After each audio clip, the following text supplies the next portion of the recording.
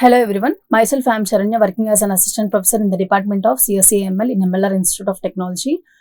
Today we are going to discuss about the topic of PGP, that is a pretty good privacy services. Basically it comes to the authentication and confidentiality process.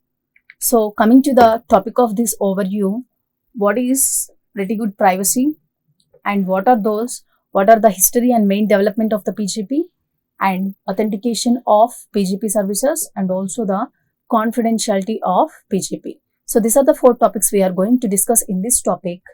First one is, what is PGP? So PGP stands for the pretty good privacy. It is also an encryption software to make sure that confidentiality, integrity and also the authenticity of certain communications and also the information. So of this whole process, it is one of the best methods for securing digital facts. So it is one of the best method for securing digital facts by using the three purposes. One is confidentiality and second one is integrity and also the authenticity of the virtual communications. The next PGP may also in the hybrid cryptographic method, means it combines basically the symmetric key and also the public key cryptography techniques. So basically it uses we know that the symmetric key will uses only one secret key for both encrypting and also the decrypting data. But public key cryptography, it uses basically two keys. One is public key for encryption and also private key for decryption process. That is the difference between symmetric key and also public key cryptography. And we are having the two of the services which is seen in the first slide, that is PGP are authentication and the confidentiality of the PGP. So coming to the next slide, history and development of PGP. So when what made the history and what it does the development of PGP. First, it was developed by the Phil Zimmermann in the year of 1991. So it basically enhance secure communication and also the privacy. These are the two main things they are developed. And basically the PGP used RSA for public key encryption and also IDEA for symmetric encryption. These are the two purposes they are developed in the 1991. In 1997, they gained global recognition. So they are gained for the email encryption purpose. So this open PGP standard was also introduced across different implementations. So they have developed certain different implementation in open PGP. So this open PGP is also worked among the GNU Privacy Guard. GNU is nothing but an group developed GNU and it is an open source alternative proprietary PGP. It is nothing but to basically increasing the transparency and also the security purposes. So in the year of 1997, this was all happened. But in the year of now supports, they are going to ECC. It is nothing but an elliptic curve cryptography. So basically this elliptic curve cryptography improves the key management and also the storage integration purposes and also mobile compatibility. So these are the three purposes of ECC. That is nothing but an elliptic curve cryptography. So it widely basically uses in secure to communication and also they provide the solutions. That is the history and development of PGP. So history and development of PGP, the first developed by the Phil Zimmermann in 1991. So basically it communicates to enhance two types. One is the secure communication and also the privacy. But they are now using to elliptical curve cryptography. Next one is authentication in PGP. It is one type of service. This is the first service we have going to see in the PGP. So authentication. So what does basically needs for the authentication purpose? We give our account name and password to log in the purposes. So to log in, we give our account name and password. This is an authentication verification procedure. So authentication has to be checked to some of the people who spoof the emails or some spams. Means some other people who spoof the emails means sometimes it may cause an inconvenience method.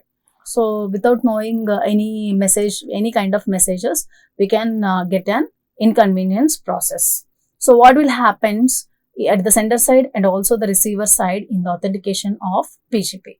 So basically of this PGP, we are going to see SHA-1 and also the bit hash value of the message. So basically at the sender side, it will generate 160 bit hash value.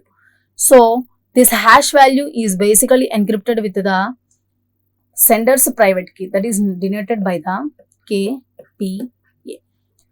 The KPA is nothing but a sender private key. So this hash value is encrypted with the one of the private key by creating a digital signature method. So after this message is completed, it is going to append the signature, compressed and sent to the receiver. So the message is appended to such kind of signature, compressed, and later it's sent to the receiver. The whole message is sent to the receiver. At the receiver side, so we have seen that the sender side. So now what happens at the receiver's end? In the receiver end, the message is decompressed totally.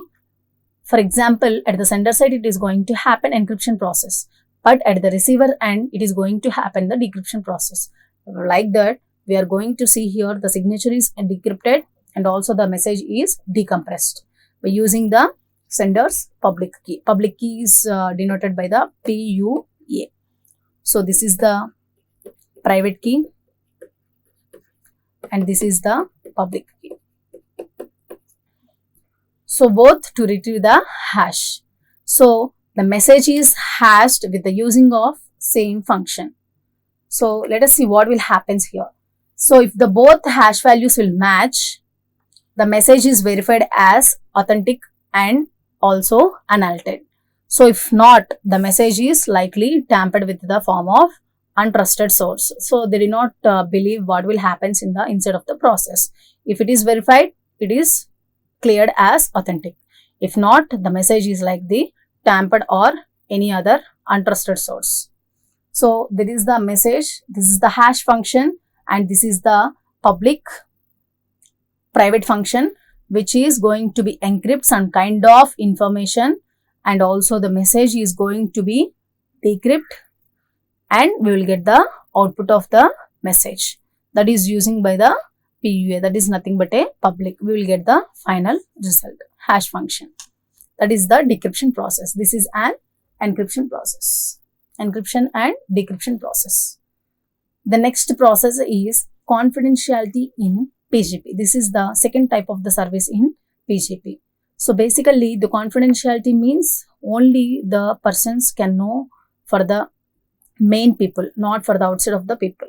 That is nothing but a confidential. Means our information should be very confidential. Only the selected person should know, not other persons. So which means that those packages are not meant for all the people. Only the selected persons can see them. That is the confidentiality. So in this confidentiality, a main email service also, only the sender and the receiver only could able to read the message, or whatever the information kept inside, they should only know the between sender and the receiver, not for the third parties. So that means the contents have to be kept secret from every other person. That is known as confidentiality. So what will happen in the confidentiality of the PGP in both the sender's end and also the receiver's end? Let us see here. At the sender end, same process is repeated. We have seen in the authentication process, the first process is encrypted by using the private key. The next they are using hash function, and also next they are using the encrypted session and the sent to the receiver. In the same process of confidentiality is also compressed and it is encrypted by using the session key. Session key here with the symmetric encryption of CAST 128 or DDDES, data encryption standard it may use in the sender's end. So this KS is mostly encrypted with the here public key. So here first they are using the public key to encrypt and the next private key. Here public key will use for the RSA encryption process. So after completion of this whole, the encrypted message and also the both encrypted session and also the message, they are sent to the particular receiver. That is nothing but at a sender end. So what will happen with the receivers end also? Receiver end is nothing but a private key. So one session is completed at the sender side is public key and here private key. So after this message is again decrypted by using the session key. So finally we will get the message is decompressed and also to restore the original content. So this is the sender's end at the receiver's end. Simply we are going to remember 2 points in the authentication process. First we are using private key. Second we are using public key. For this both we are applying here as hash value. The next in the process of confidentiality,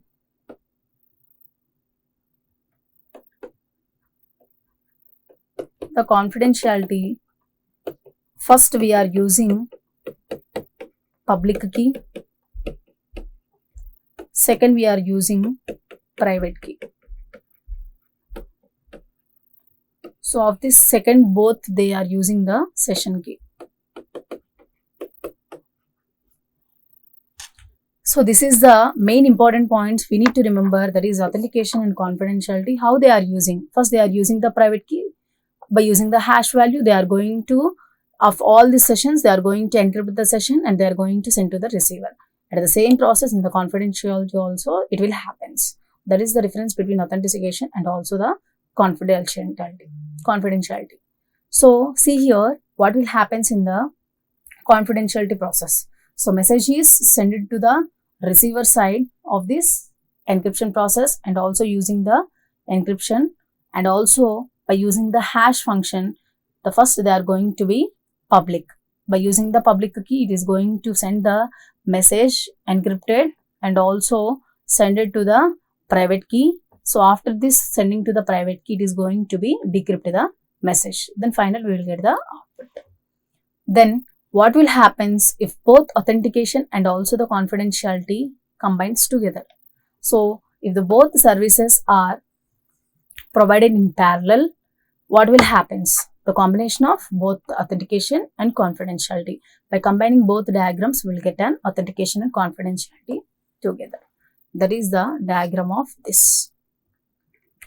Then what we are using, the basic key terms of this whole diagram, means authentication and also the confidentiality, we are using the key terms. For example, if it is a main point of authentication and also the confidentiality. So we are using with the key of M message, and also we are using the hash function H, and also the session key KS, and also private key of sender and the receiver, which is denoted by KPA and also the KPB.